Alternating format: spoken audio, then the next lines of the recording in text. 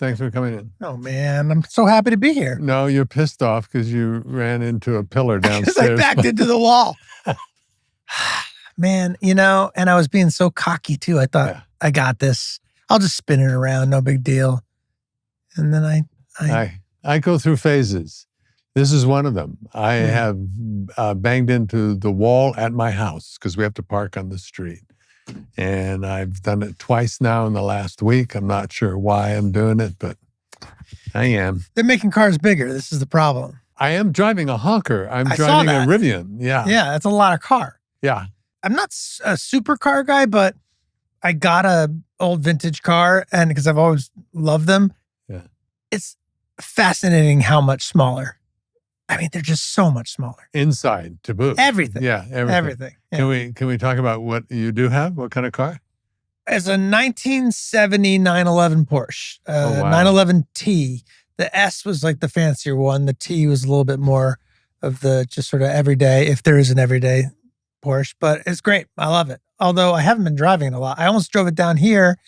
And now, since I've backed into a wall, I'm glad I didn't drive it down here. I was about to say, you must be really pissed. No. You didn't do the Porsche. Under a tarp in my driveway. All right, good. Yeah. Phew.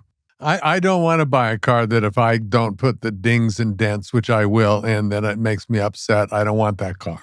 That's right. I want to be able to ding it at my pleasure. Because it's going to happen. Yeah. Especially in this town. Yeah. Trouble is when you reach my age and you start dinging things, people go, oh. Oh boy. But that's why you have to keep a record of how many things you dinged prior. Yes. So you say, it's got nothing to do with age. Look how often, it's just me. Yes. About 5 years ago, I started doing joke trips. I would trip purposely as a joke, figuring that I could gracefully move into the real trips and people would still think I was making a joke. Yeah. Although it comes to an age, right, where I'm not going to say it, but you should be a little bit careful with those joke trips. Yeah. The joke trips. Because suddenly send you to the hospital. People are flying in from out of town because you did one little joke trip. Hey, I have to start this off just to be whatever. I can't hold things back, especially at my expense. I have had 2 or 3 little encounters with you, one dinner with a lot of people around. True. Your wife. I've worked with your wife for 2 years, and I need to talk about her for a minute as well. But I've always gone, Jesus, Charlie Day, the guy reeks of confidence. He's like this amazing man. I hadn't seen anything that you had done. I could tell. When I you can tell. You can tell, and now you're going to really tell because Jesus Lord, you are talented. You did your homework? Yes. You're all caught up? No, I'm not all caught up, but for a week I've been glued to you. Oh, that's sweet of you to say. And you are amazingly talented, Charlie. You're a nice man, and continue. I shouldn't have cut you off. Go on. I will. And Mary came in and started watching with me, and her sweet spot is 9-year-old boy humor. And she was riveted. And we will, I don't know how many, 170 episodes of. Yeah, I think we're up to 178 or maybe 180 something. Yeah. I know, it's wild. Well, we are going to watch them. That is. You're going to watch them all? Yeah. Okay, good. Because you are funny and you make us laugh. I love that. On top of that, while you're doing that, you are so talented at your instruments, your music, your songwriting, your singing. Everything about that is really fun to watch. Well, it's all up there on the screen. There's not a lot of talent beyond what you see. I just dumped it all on screen and let me get all my tricks in so I can get the maximum amount of credit, which I'm receiving right now. So it was worth it. Yeah. Yeah. We'll move on to you, not right now, but you're directing. So you're all over the place. You write the show. Yeah. Right? Mm-hmm. And you direct them now or no? No, we don't direct them. Who directs? Do you have somebody come in? We have multiple people throughout the year. We got to a point where, as you know, I'm sure, when you're show running a show, you're calling so many of the shots, right? You're picking the props. Yes. You're casting it. You're signing off on locations. You're in the editing room. You do the final cut. So we got to the point where we thought, well, if we're directing them all too, we're taking a job off the table for somebody else. And so every season we have a couple people direct the episodes. And that way, we have a lot of friends who've been doing it now for years, and they count on those jobs a year, and each episode counts. So I kind of don't want to steal any of them from them. Are you doing, how many cameras do you have up and running when you do it? We always have 3 tiny little handheld cameras, which we started with. In fact, I don't know how many of your listeners know, but I'm just going to gloss over it, assume they know. When Rob and Glenn and I got together and started making the original version of the show, which was just like us shooting in our apartments. I don't know if you know about this. I read about it, but tell me. Well, we were all acting. I was doing a multicam with Luis Guzman, who I just ran into in New York. He's a wonderful actor. Oh, he's the best. Wait, what were you doing? The Louis Show. We did 10 episodes for Fox and we got canceled after airing 3. And I remember hanging out with Rob and saying, "Oh, man, we really should make our own show." And then a few weeks later, he and Glenn had come up with an idea to shoot this scene where Glenn comes over to my house to ask for some sugar. And I tell him that I have cancer and he has to take that info in, but still figure out how to ask for his sugar because I don't offer the sugar at any point. Right. So I was thinking, man, how can I console this guy but still get my sugar? And that essentially became what the show became. Yeah.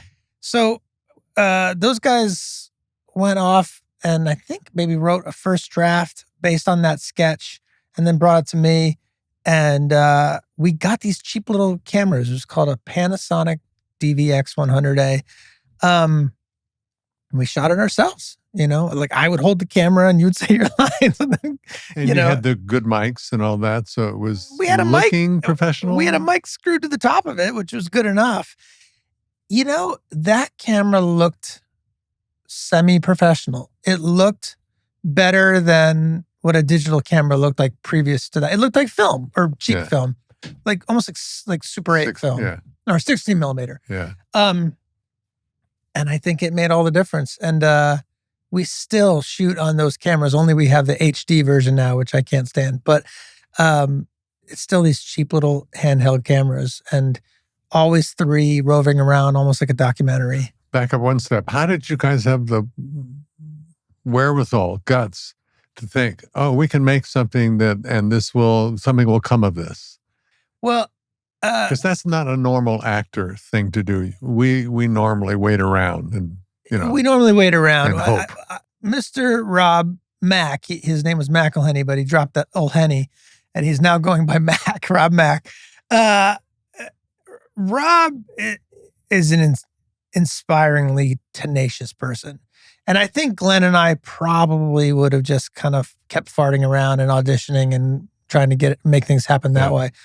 But Rob has a fire under his belly, which is either saying, "Hey, let's make a TV show, guys," and really pushing us to do it, or saying, "Hey, I think I'm going to buy a soccer team with Ryan Reynolds." It's fascinating. The guy's incredible.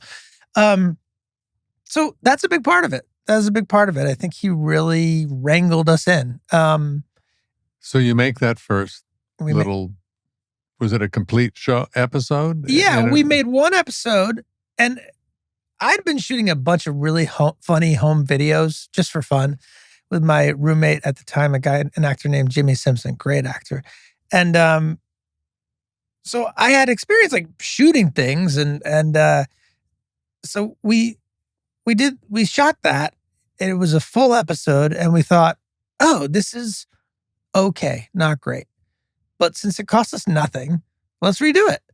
And a couple weeks later, we started reshooting the whole thing all over again.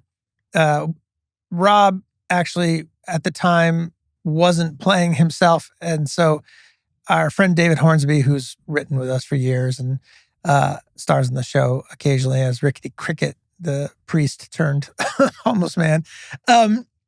He was playing Rob. Anyway, they swapped out and we shot it again and it looked pretty good. We thought, boy, this is really funny. We're starting to hit a tone here. And we were stealing from Ricky Gervais's The Office, the way it was shot. It was so loose and handheld. And a little bit, I think maybe the first season of Curb Your Enthusiasm was out. So we were stealing that really natural, cheap way of doing things. We were not attempting to make it look like Cheers. We were not attempting to make it look like Friends. You couldn't do that. At best, maybe it could look like Waiting for Guffman or something, So we had this one episode and we showed it to our agents. We weren't just like, we were in the business. We were working, we were auditioning. Glenn had gone to Juilliard and I had gone to the Williamstown Theater Festival. Rob had an agent. So we were all, and we had the same manager. We gave it to our manager and we said, what do you think of this? They loved it. They said, yeah, let's try to attach a big producer to you guys to help package this thing. Well, we waited for months and months and months for anyone to watch it. And, no one was watching it. And we had a few general meetings, but no one was saying yes. And Rob, being the tenacious guy that he is, says, I think we should shoot another one, shoot episode 2. And we were like, well, we don't have anything else to do. So we shot a second episode. And did you write this one or did you kind of improv your way through it? Or? It was always the same process as it is now, which is it's fully scripted, but we also improv our way through it. So we'll write a scene and then we'll shoot it, but then we say, can we throw this all away and come up with something better? Not all away, but can we improve upon this? We shot that second episode. Now we really thought we had something. We talked to Sorry, and you had 2 cameras or 3 going at that point, or still at that just point one? At that point, only 2. But what we friends who said, "Yeah, I'll shoot it for you." Yeah. We had a friend helping hold it. And I would sometimes have the boom, or Glenn would have the boom. And the key, really, from a comedy standpoint, is that no one was ever off camera. So it's gold for comedy because you're catching the little awkward moments. We could talk all over each other, which is so much more natural, and we could be loose and improv and not have to recreate that improv when we turn the cameras around. What happens though? I mean, that's kind of Blake Edwards-esque in that he didn't do a lot of coverage. He'd do that roving, master that would become a single and something fun. But sure, that's Woody Allen. That's but there's no editing. Yeah. So if your scene sucks or is not quite funny, are you stuck with it, or can you cut in and around it if everyone's on camera the whole time? You can, because the way we do it, it's a little bit more just like cross shooting a scene. So you have 2 separate angles, and and then we repeat the scene from the same angles. So if I like something you did in the second take, we can cut that in with the first take because the blocking hasn't changed. But anyway, we got that second episode and we thought, this one's really funny, even funnier than the first one. And eventually we got fed up with waiting on the meetings. And I think Rob threatened to fire his agent. And they set up meetings around town, and we had a few offers. I think MTV offered to make it and Comedy Central offered to rewrite it. But FX, which was where we wanted to be, said, we like this. There's something here. We'll give you guys a real budget. And by real budget, I mean $300,000 to shoot an actual pilot. And then we reshot it with a real budget. And what changed? More cameras, more lighting, more lighting, more crew. Yeah. It was a little bit frustrating for us because we thought, oh, I want to move the camera over there, and now I'm not allowed to touch the camera. Right. So I have to tell a guy to tell a guy, Yeah. They watched it and they liked it, and they said, we're going to offer you guys 7 episodes. We said, great. Who's going to run it? And they said, you guys are going to run it. And we thought, oh, right.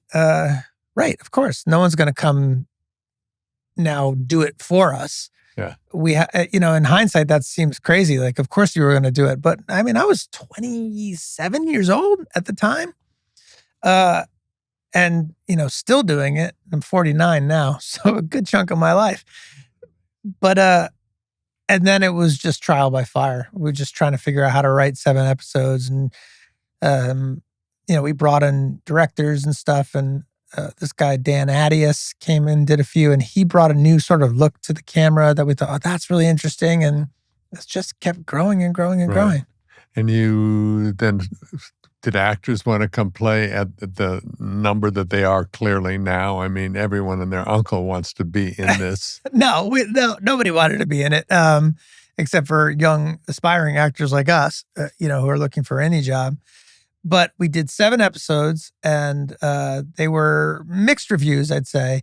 The ratings were okay, but we were doing this so cheaply, so absolutely dirt cheaply, that FX said, if you can get a name attached, we think we can get more eyeballs on this, and we'll give you a second season.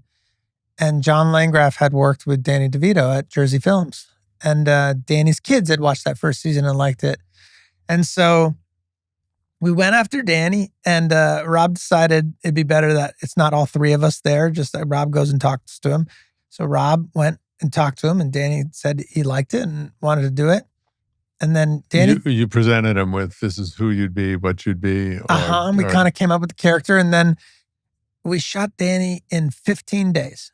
We said, and here's the the icing on the cake here.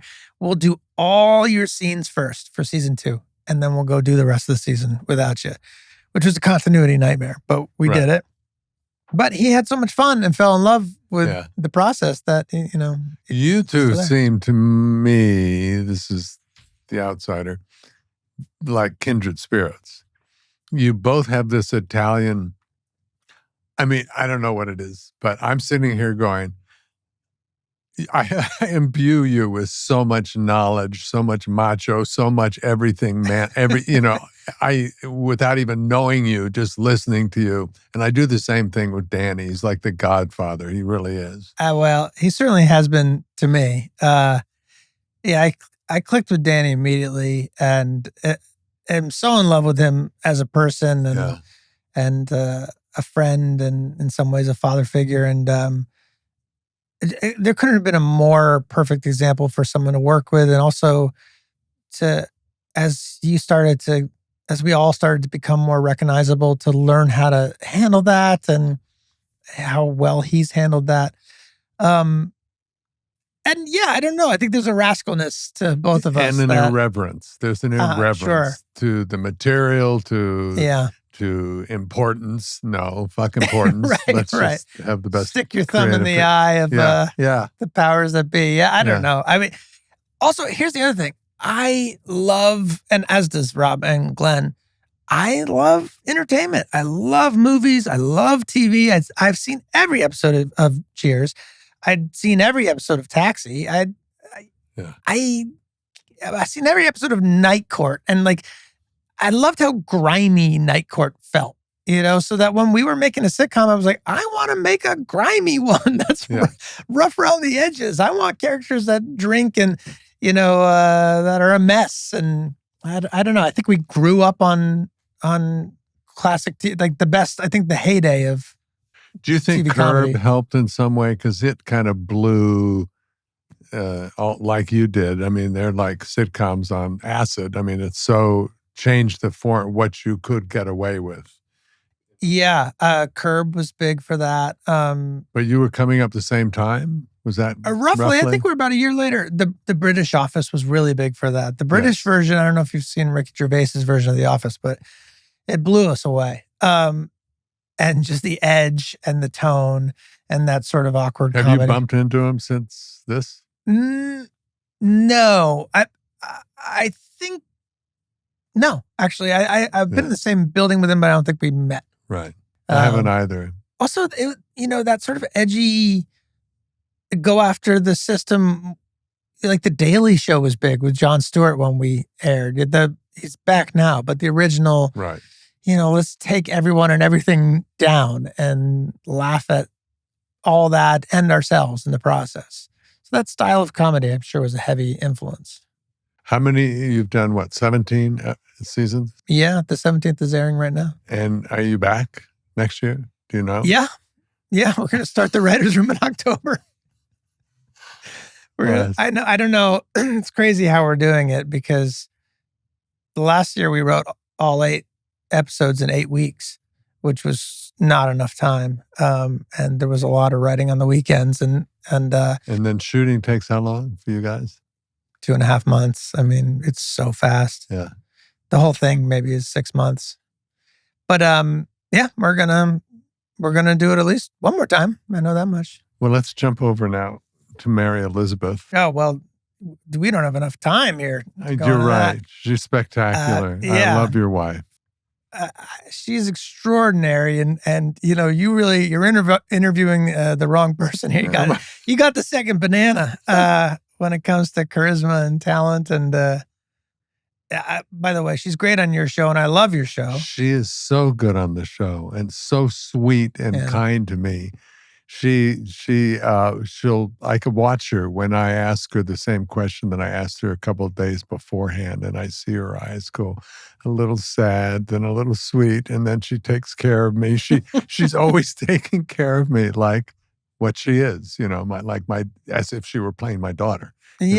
Constantly. She's so talented. She's great, and then she's great on our show, and she's great on your show, and I loved her in Licorice Pizza. I don't know if you saw. I didn't see that. It's great. It's worth seeing. And she pops in and out of that movie, but she's fantastic in it. I think the first clip I watched this week were the two of you in Reno 911 playing incestuous brother and sister. Well, we went on an audition, and I got an audition for that, and I said, Mary Elizabeth, come with me. Or maybe we both somehow got the audition. I don't recall, but we said, let's go into the audition and tell them that we're brother and sister and that they don't know what you're going to do. You sort of improv the audition. And we lied and told them we were brother and sister, and then sort of went into that, arguing, turning into making out, which they thought was hilarious. And then, that was that. So that was not on the page. No, we came up with that. Oh, that's so, boy, that is ballsy. Yeah, well, that was what that show was, I think, too. But I watch her, it's like, oh, wait, I have her pegged wrong. She's not just this sweet, kind, Oh, no. She's a biker. Yeah. Biker chick from hell. Yeah, she's such a good performer that she's, gotten you thinking that she's just that character your daughter is. No, I mean, she's wildly edgy. Yeah. It's incredible. Yeah, I catch a little bit every once in a while. Yeah. Enough to go, I don't want to ever piss your wife off, ever. Oh, no. She's strong-minded for sure. She's a little bit like Rhea Perlman. Oh yeah, I can see that. Don't want to fuck with Rhea either. Mm-hmm. Yeah. I like that. I'm into a strong woman, especially when there's like something I don't feel like dealing with. She's all over it. Even when we were young, if like somebody said something inappropriate in a bar or whatever, I would just kind of like kick back, like, "Oh, buddy, you stepped in it. Good luck." Yeah. How'd you guys meet? When? This is great. We long time ago, December 2001. We were in New York. I was doing a play. I lived there, and she was in town doing a play a friend had written. And I think she was only in for a month. And she came and saw a show that I was in, and we had one mutual friend in common. And I met her after the show, and she was wearing like a crazy, like puffy jacket, and she had painted a star in her cheek. And I was like, who is this wild person? And I talked with her for a minute, and then we all went out to a bar, and then I was over with my friends, and then there was some drunk Irish guy hitting on her. And so I pretended to be her boyfriend for a minute to get the guy to go away. Actually, first I arm wrestled my buddy to see which one of us was going to go and flirt with her, and I beat him. And then I said, okay, it's me. And then so I went over and I pretended to be her boyfriend, which she enjoyed. And then I invited her to come hang out with me after, and she said yes. And that was how many years ago? 24 years ago. And not a day's gone by since, I've never not spoken with her every day since. And how long before you got married? Well, we started dating like right away, and she lived out in California, and then I came out for pilot season and crashed in her house for like a month till her roommates kicked me out. And then I moved out to LA maybe the next year or later that year. And we got married in 2005. So yeah, we dated for a few years. Yeah. Nice. And it's been good. It has. Yeah. But she just left me. She found someone great, and no. An Irish dude or something, right? Yeah. No, we've been really lucky and fortunate, and raised a son together, and Russell. Yeah. 13 now. Who, by the way, I showed Mary Elizabeth showed Step Brothers. So speaking of Mary liking dark comedy, she's so funny in that. She is. And that movie holds up. I haven't seen it in a long time. It's hilarious. Richard Jenkins and she are married. Yes. Play a married couple in this with the two. Crazy. And they looked at each other the second day of, watching John C. Reilly and Will. And they went, "What are we doing? We can't compete with this." No, but that was not their job. Their job was to look at allow the audience into, no, this is real. These people are real and they're insane, and we will somehow take you through this journey. They have to anchor the insanity, otherwise it doesn't work. Yeah. And they did that brilliantly. They really did. And but they're not funny in their own right. No, yeah. They're just one notch above sane. Yeah. And that movie's great. Now I know what kind of parents you are. How old was Russell now? 14 when he watched? That was this year. He's 13. He's 13. Yeah. It's okay. That's just borderline. I think it is PG. No, it's maybe a rated R movie. Oh, yes. Yeah. The ball sack. That's right. Well, that changed this year. I think prior to this year, we were kind of a little bit careful. Yeah. And then there was the other day, it was a couple months ago, he comes up to me and goes, "Dad, how did you feel about me watching Squid Game?" And I go, "Oh, I don't know, man. Let me talk to Mom. Maybe we could watch it with you." And then I was looking at his face and I go, "Did you watch Squid Game?" He goes, "Yeah." He goes, "Yeah, I might have watched Squid Game." So, I think there's protecting and then there's overly protective. Then there's overly protective. And then there's a certain point where they reach an age where you're like, well, the cat's out of the bag. Yeah. They're on their own. The ship is sailing. Let me back up. So you grow up Rhode Island? No. Mm-hmm. And your parents are both very musical. One's a professor of? Yes. My father was a professor at Salve Regina University, which is the college in Newport, Rhode Island. And my mother taught at a little private school. She taught kindergarten through 8th grade music. And did they have instruments that they played, or was that They both played the piano, and there were always instruments in the house because my mom was the music teacher. So then, the guitar and the box of recorders and, a zither or something might be lying around. And I did fiddle with everything, when this is before the internet and phones. So, I found ways to kill time by noodling on things. And I took some formal piano lessons. I kind of quit at like 10. Then I switched into trombone. I took that till high school, and I was like, I'm not going to get caught dead with a trombone here. So I've already screwed myself in junior high. In fact, I had a sweatshirt where they say your band instrument in your name, and mine was Charlie Trombone. And sometimes I'll check into a hotel, as I guess I won't now, but as a Charlie Trombone, and I'll get the call, from the front desk, like, "Mr. Trombone, would you like?" So I got to stop doing that. But and then in high school, my senior year, I picked up a guitar, and I was like, "Oh, I want to learn to play this because A, it will be fun, and B, I think girls will like it if I do." And did you sing? Yeah, ish. I think I was. Because you learn more guitar if you're trying to play a song. You do tend to. Oh yeah, stick with. The had guitar. A Neil Young book, right. And it was like Neil Young Decade, and I learned I had the CD too, so I learned all the songs along with it. And those are good ones for beginning. There's a lot of D and E minor, and then there's a funky chord that you're like, "Oh, what's that?" So I kind of got capable on that, and the harmonica too. And then in college, I would sort of like hang out and make up funny songs about people, as they came in and out of the room. So just a little bit of a precursor of what I see when I watch Philadelphia. Yes. Yes. When you're performing and singing and doing musicals. For sure. For sure. I mean, that's always been in me. And then I switched back to the piano too and started noodling on that as well. And I got to the point where I was a pretty good noodler. Like if you didn't know a ton about music, you'd be like, wow, he's really good. Yeah.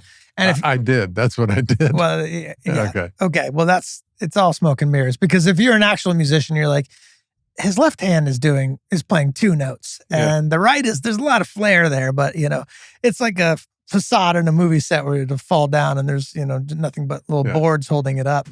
But I'm passable on instruments. And making funny songs up, is that came from college years? And yeah, that came from college years. And then I went to a place called the Williamstown Theater Festival, which is how I got my foot in the door to acting.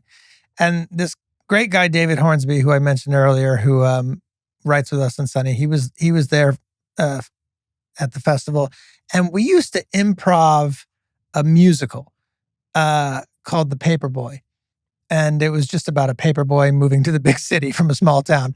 And just dumb jokes, but we would gather a group of people and we would just sort of improv a musical as we went along. And then, some of the songs were pretty great, some were pretty terrible, but that's the nature of those kind of dumb musical gags did make its way into Sunny. And was that in front of an audience, or was this workshop-y kind of? An audience of our peers. So that was like after the plays were done, gather a group of people in this one area, maybe a dorm or administration building, I forget where we were, and drink a few beers and we'll make you guys laugh. Kind of Did you earlier, before that, know, I want to become an actor? Was that a moment, or was it just something you slipped and slided into? I knew I liked it. I knew I'd done a play or two as a kid at school. And then I did a play my senior year of high school. And it was one of the few things that felt like it was coming natural to me, unlike math or science or reading or sports or anything. I didn't feel like I had to convince anyone to put me in a play the way I had to convince somebody to put me on a sports team. So it was nice that it was coming easier. Mm-hmm. But when I got to college, I kind of started to get interested in it. And when someone introduced me to the Williamstown place, it blew my mind, because not only were we in these professional plays with real career actors, some of them I didn't think were very good. And I thought, well, wow, if that guy can do it, maybe, just maybe there's a reality to it. But prior to that experience, I never met a professional actor in my life. As far as I knew, an actor was being Tom Cruise. How do you just go straight to Tom Cruise? And seeing everyday working Broadway actors made it seem attainable. Right. So yeah, that is really where it all clicked. And were you smitten? Oh, immediately. Yeah, me too. It's like joining the circus. It's like, God, I'm in. You find your people, and and I still love it. You still love it? Oh, passionately. Yeah. Truly. I want to do this the rest of my life. I want to know what it's like to be funny at every age possible. Let me ask you this. How did you, because I guess enough time has passed, how did you wrestle with being a television character so known and so recognizable? Because you're in people's homes. You were in for what, 12 seasons on Cheers? 11, yeah. 11. You're such a staple of American television society, and as this one character, was that ever a challenge for you? I wouldn't say it is so much for me, but sometimes I'm like, oh, did I overstay my welcome here? Am I only ever going to be this character from Sunny? But how was that for you? First off, the transition was easy because I blew my personal life up so badly in that moment of leaving that it didn't even dawn on me that I'd quite left Cheers for months, because I was just dealing with myself and my personal stuff. Do you think that, I imagine those were related in some way, if not subconsciously? I think I left Cheers because I went, well, I'm blowing shit up in my life for the better. I was changing for the better and working really hard at that. So I thought, might as well jump completely, off the cliff. And a little bit of, if I don't leave now, and this is not for you, if I don't leave now, I may not know if I could do anything else, and I want to see if I can do any other stuff. Yeah. But I do the whole typecasting thing is, I think, in your hands. It's not, there are little bumps in the road where critics or people don't want you to be anything else because they discovered you and love you how you are, kind of thing. But if you don't pay any attention to that and you just keep trying to be around the most creative people, and you've already done that. You're working with directors like Guillermo del Toro. Give me a break, right? Ethan Coen. And you're directing yourself. So if you're staying at such a high level, and from my vantage point of creativity, that's not even something you should think about. No, it's not so much. But then as I was driving over here, I was thinking about asking you that. Also, I was the audience way into Wacky World. So I wasn't part of Wacky World. Sam Malone was, the way. Sam Malone, my job was to love every character in the bar. Yeah. Irregard, unconditional love of everybody there. And that allowed the audience into that wacky world. That's how Jimmy Burrows described it. Yeah, that's right. My job, So that's a different, it was easier to not be Sam Malone than probably it was some of the other characters. Yeah, I would imagine, well, not to get too much into Cheers, but that's okay. It was such a, it was the show. Yeah, and it certainly was for me. Writing too. It was like the writing was just superb. Yeah, I rewatched the pilot not that long ago, and it's so strong and it holds up. Although there was one shot I saw was like out of focus. I was like, wow. Oh no! How did they have an out of focus shot? Tons. Yeah, because there were 4 cameras zooming around. Right. It was pre-video playback, you had a film camera. Yeah. And Jimmy Burrows, who directed almost all of them, during the camera blocking day, he would look through the lens and go, yeah, that's it, and all of that. But they were also zinging around because it was a huge kind of proscenium arch stage, that bar. So they were being pushed all around and, slamming into their position at the last second. There was tons. Before they had video playback and he could sit in one place and watch everything, there was a lot out of focus, which is, I think, a testament to the joke. Yeah. The joke was so good. It was so good that you say it's worth leaving it in. Yeah. Yeah, and I think that's the priorities were in the right place there. Yeah. Yeah, I think, well, that's why it was an all-time great show. Thanks. Yeah, it was. Very lucky. Good upbringing. Okay. I flipped. I started interviewing you, which I know is not what you wanted, but no, it is. It is. Okay, good. Just give me a little break. 5 minutes about me. Okay. Here we go. How's your health? Oh shit! Can we change it? Good. It's good. My health is good. Thanks for asking. Yeah. Yours? Yeah. Solid. Good. Great. Okay. So tell me about Guillermo del Toro. Oh my God. Because that's a big, huge. That was incredible. Just an incredible thing. I think I was on the set of Sunny, and I got must have been my agent, I assume, was a call saying, "Are you familiar with Guillermo del Toro?" It's like, yeah, sure. And he's like, "Well, he wants to meet you." I'm like, great. They're like, "We don't know what it is. We don't know. Yeah, I think he has a project coming up. Will you go meet him?" I said, "Yes. Get off the phone. I'm going." So I went to Bleak House, which is his office up in Westlake Village.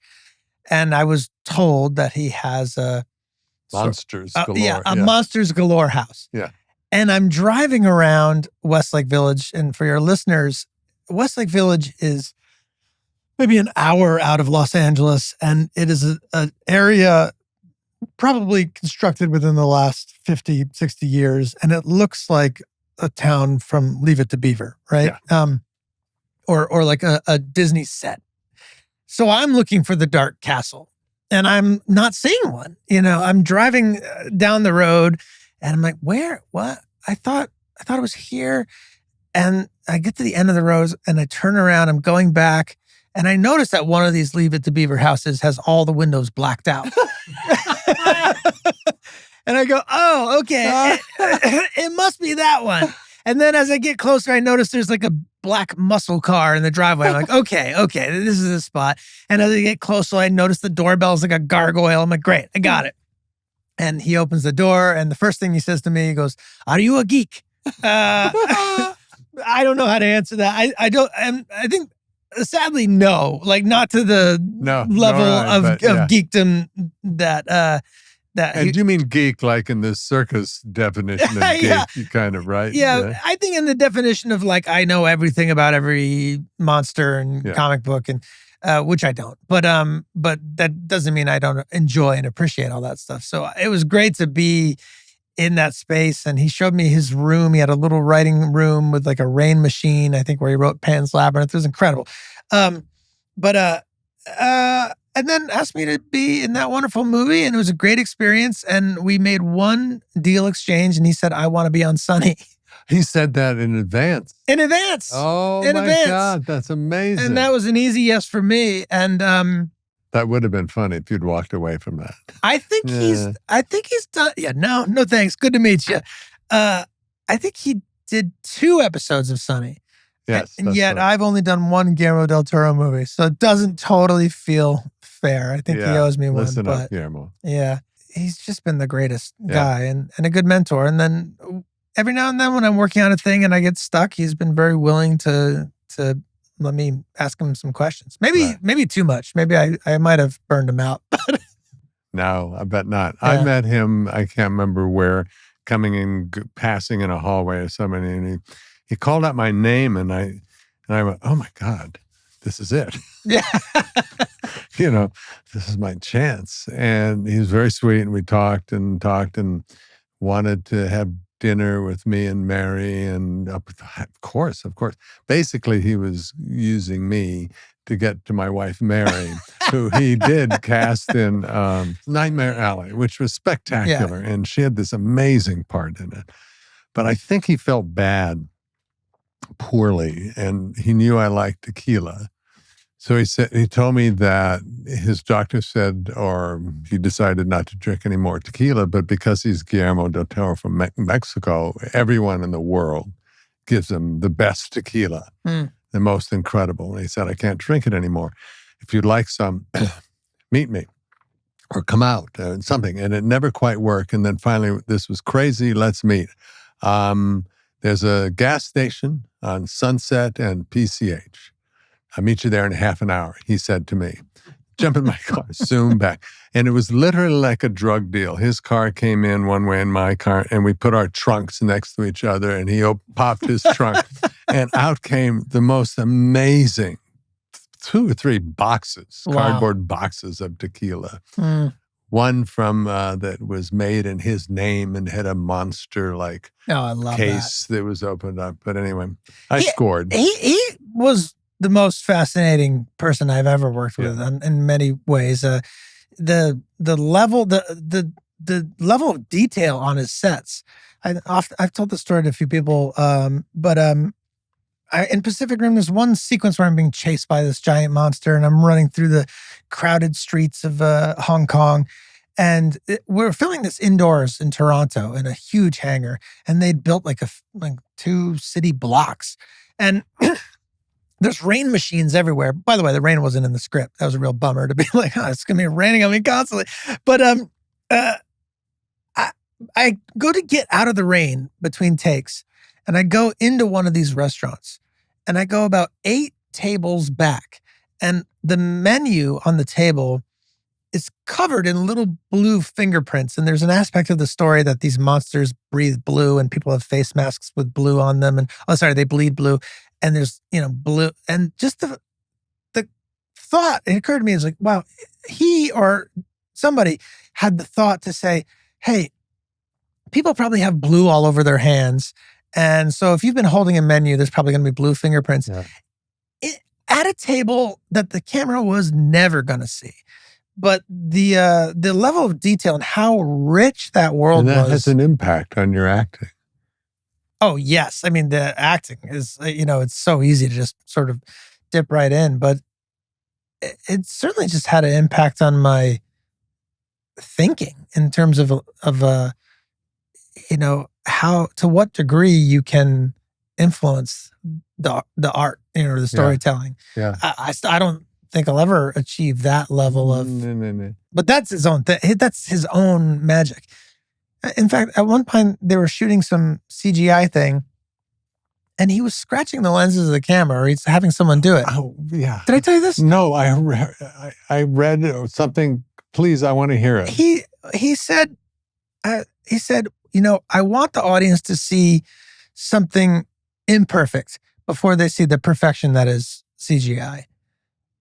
So that man's mind works in an amazing way. You mean what he was shooting right before the cut would be to... So as you're seeing the CGI, you're seeing it through a scratched lens on the camera. So you see something, analog and imperfect over the top of the... To allow the audience from the imperfect world into that. Yeah, to feel as though they're seeing something real. They say, I know I'm seeing something real for a moment. I don't know if it's an interview I saw you give, but you said something about how intimate it was for such a huge project. The actual acting in the scene was very intimate. I don't know if you said that or I'm making that up, but I watched Mary shoot a scene and his chair was like, I don't know, 10 feet away. He wasn't looking at a monitor. He was just looking at you. Oh, yeah. And it was so big old huge movie, but the moments were so...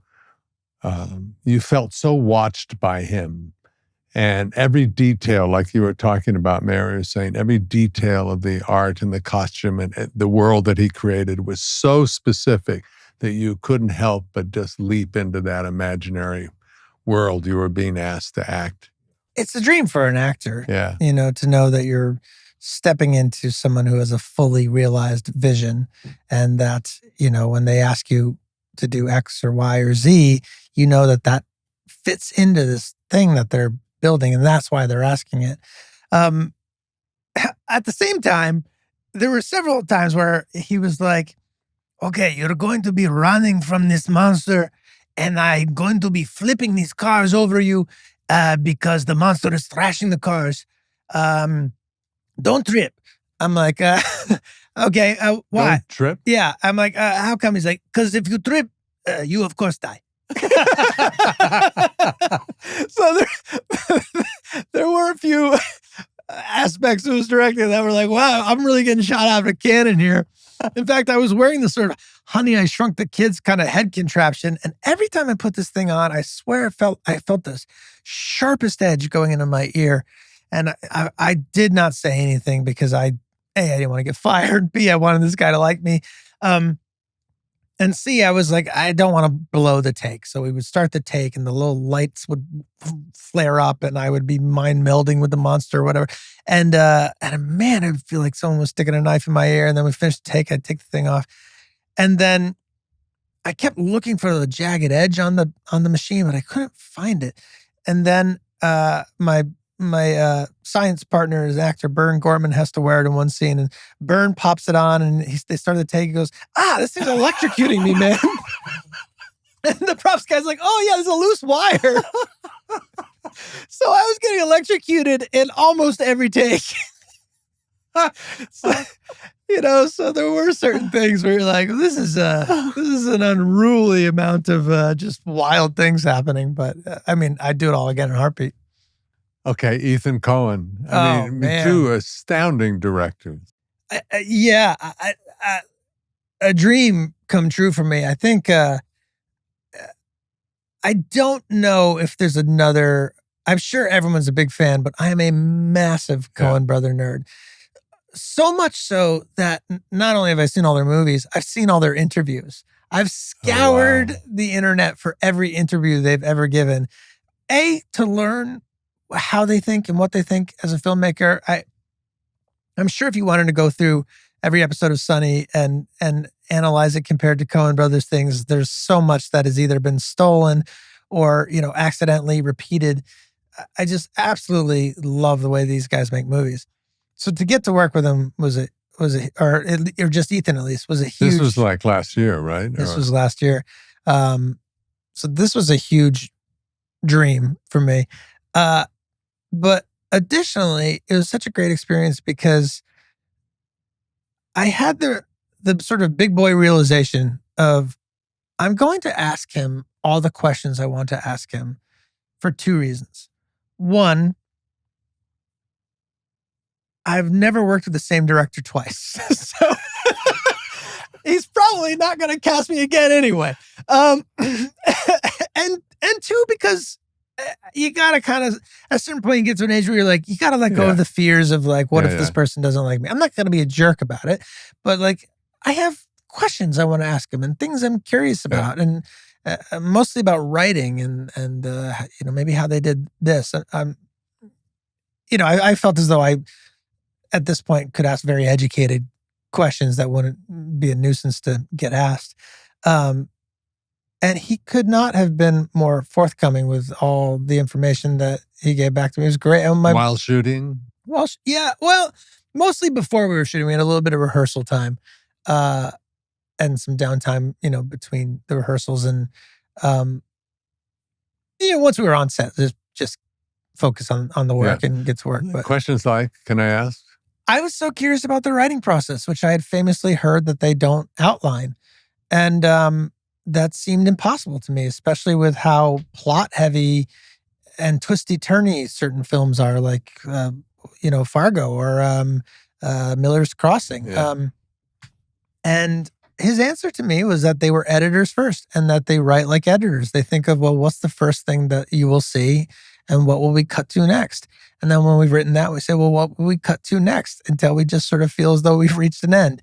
And he did say sometimes they will be going towards a plot device that they know they want to get to. But it was so sort of simplistic, but also freeing in a way, and freeing to hear him say that. And I do think I was able to, because I ask, not unselfishly, I ask to become better at what I'm doing, right? This is why I ask. And it was freeing a little bit going into the writer's room with Sunny this year and writing the episodes and being like, wait, let me get back to a little bit of that style of writing, which I think was sort of how we began, which is almost more like how... improvisational in a way. Yes. Or you don't know what's coming next. Yes. Or, right. Not so perfect in the, like, we have to get the math of this right. And we have to map this out so perfectly that you can't be a little bit loose with the writing and just let the writing take you where it's going to take you. Which is not to say that we didn't outline all of Sunny. We did, but there was like one episode that we got stuck on that we just threw away. And then over a weekend, I just like sat down and wrote and said, let me just see where it just takes me. And that process was just as good. So I've been very lucky to get to work with people like both those guys who are certainly heroes to me. And then to get to be close enough to ask them about how they do what they do so that I can do what I do better. Did Fool's Paradise, that you wrote and directed, happen after Guillermo and before Ethan? After Guillermo and before Ethan. And that was a long and crazy process. Oddly, a script that I had written in 2014, just sort of as a little one-off, and then shot in 2018, and then realized I'd made the deadly mistake of, if you're going to play a silent character and you're going to ask the audience to watch that, and you're not going to go full Charlie Chaplin and do all the gags in the middle of it, you're going to piss a lot of people off, which I did. But then I had another problem with that, which is that original movie was called El Tonto, and it was a very edgy satire about how this white guy keeps failing up in Hollywood and how this Mexican family who takes him in watches this happen.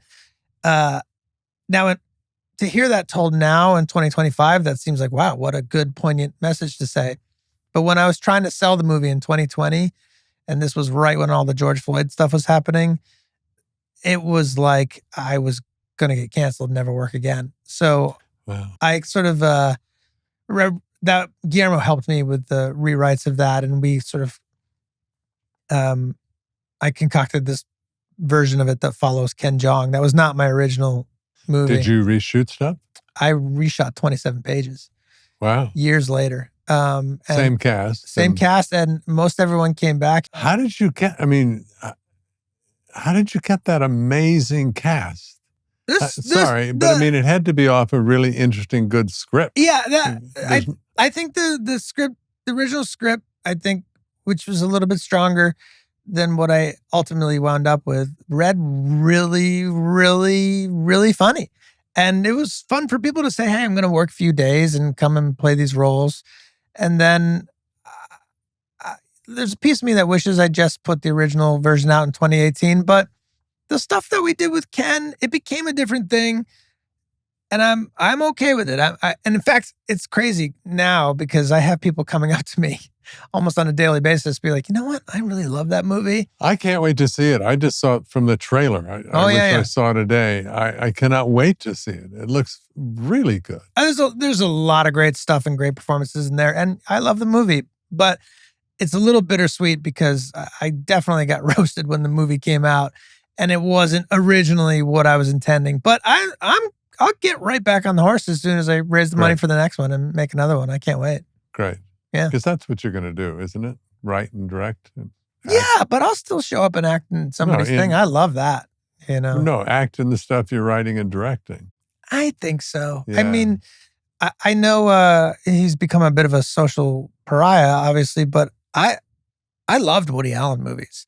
And I loved that he was in them.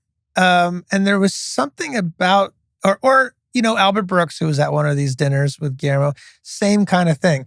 I liked when a movie came from a director and a writer and they were in the movie and you said, oh, this is this particular voice. It's saying something and it has a point of view that's uniquely itself.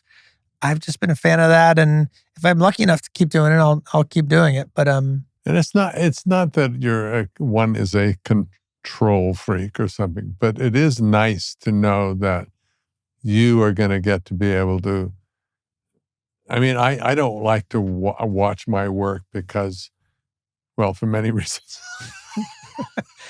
First off, that's a normal actor. No, it is, because what delight, when I watch you, I am delighted and surprised, and I did not see that coming.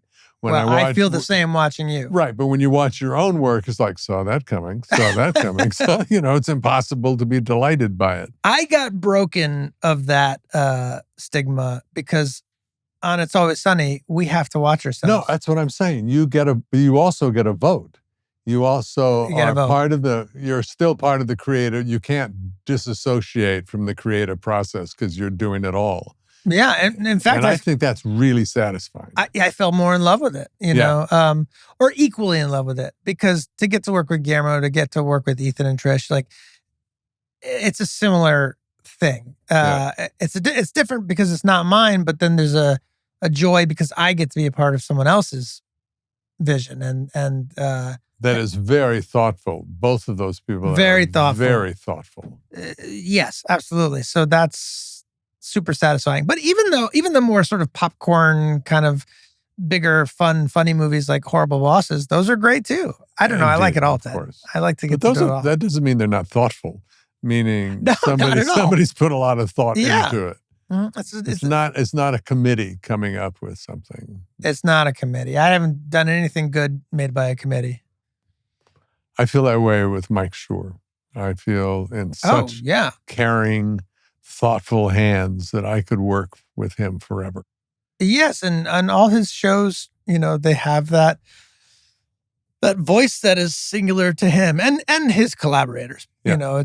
It's no, and that's the other thing with the acting in a movie or whatever that you work in. It's not. There's no one person, right? It's a group of people. You get a team together of either cast and crew, and then you go make it. Yeah. It's the best gig in the world. Making movies. The greatest job. Yeah. I mean, sometimes getting the work, that's the hardest part, or promoting it. I've come around to learn to really enjoy that. Good. I have. Yeah. I think in the beginning I was more self-conscious about it, and now I'm like, Yeah. I think I also really enjoy it now because of this format, where we're having like a real in-depth conversation, and it's not 30 or 2 minutes on a talk show where you need one good joke and a ha-ha. You need some ha-has, which is fun too, but that's a different thing. Yeah, yeah. I love this too. I do think what you're doing here really has an impact beyond just look, it's fun to go on do a video where you're taking a lie detector test or whatever these fun, goofy things they want us to do to promote a movie. That's fine. But like, this is a real conversation. I think it reaches people in a way that I wrote a email to Mark Maron, who I'd done his podcast early on with Glenn, and I did it early on promoting Sunny. And I wrote him when I heard that he was stopping, just a nice letter to say the impact that he had on me. And he wasn't one of the first? Oh, yeah, one of the first. Yeah. But some of those interviews not only got me from my commute from the Fox lot back to the east side of LA, but really touched me in a way where he was open about himself and his experience. And then some of them, I got a peek into people's minds who I really greatly admired. So there's something about this format that I think is great. So I'm glad that it is now a part of the promotion circuit. As I'm here promoting Honey Don't, which comes out August 22nd. August 22nd. And I just watched it today. And you got to see it? Oh, no, I watched the whole thing. Oh, great. Yeah. And I mean, I do. I'm a Ethan Coen fan. You got to be. And you're always, Mary, who cannot watch violence, can watch an Ethan Coen movie. Interesting. Which could be incredible. But there is something always slightly, I don't know, whimsical, ironic, surprising. It's part of a bigger, interesting moment. Visual, it's just always, it's not gratuitous. Sure. Even their, say, like heavier movies like No Country for Old Men, which is, if you read the Cormac McCarthy novel, is this weighty thing. Yeah. Has a levity to it, whether it's the haircut that Javier Bardem has. Yeah. Or I was talking about this morning. I'm working on a thing with Jorma Takomi, is one of the Lonely Island guys, and we're writing this action thing. And we're writing this sequence, and we're talking about this sequence where Javier Bardem, he lights a rag in a car and he lights it on fire, and the car is going to blow up, and he walks into a CVS type store, a pharmacy, and he grabs the medicine he needs to fix himself because he's been shot. And then the thing explodes in the background. And there's just there's a humor to it. It's coming. There's a drama to it, but there's a humor to it, the timing of it. Yeah. And I think it's because they're just funny people, those guys. Funny. Fargo was one of the most violent and funny movies I think I've ever been in. I mean, watched and then... Both things are true. Yeah. And a hilarious movie. And they might not think this about themselves, but this is why I watch their interviews. I find them hysterical. Yeah. They're so dry and sometimes almost pained to be interviewed, but it's just incredibly funny. Were they both around or not? No, just Ethan. Just Ethan. He just wrote and directed them. Yeah, just Ethan, yeah. So is it Margaret Qualley? Mm-hmm. And Aubrey Plaza and Chris Evans. And they were all around, and there's a great cast. Amazing cast. And you're wonderful in it. Oh, thanks. You are wonderful in it. I finally got to play a cop. I'm like, I'm finally getting old and fat enough that I can pull this off, I was at a baby face, and I certainly have a baby's voice. And relentlessly going, someday you'll get her. Yeah. Someday she will not be a lesbian, and she'll come running to you. Hope, Yeah, Marty's not the smartest guy. No. And that's those guys writing. I mean, that was another really fun thing where I hadn't done something in a while where you don't change any of the words. Yeah.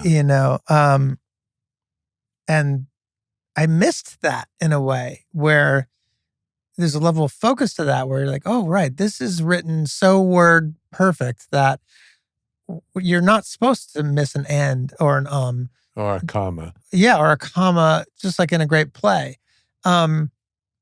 And the musicality of the writing is sort of what they do. And it's a little bit like Shakespeare in that it leads you to a character.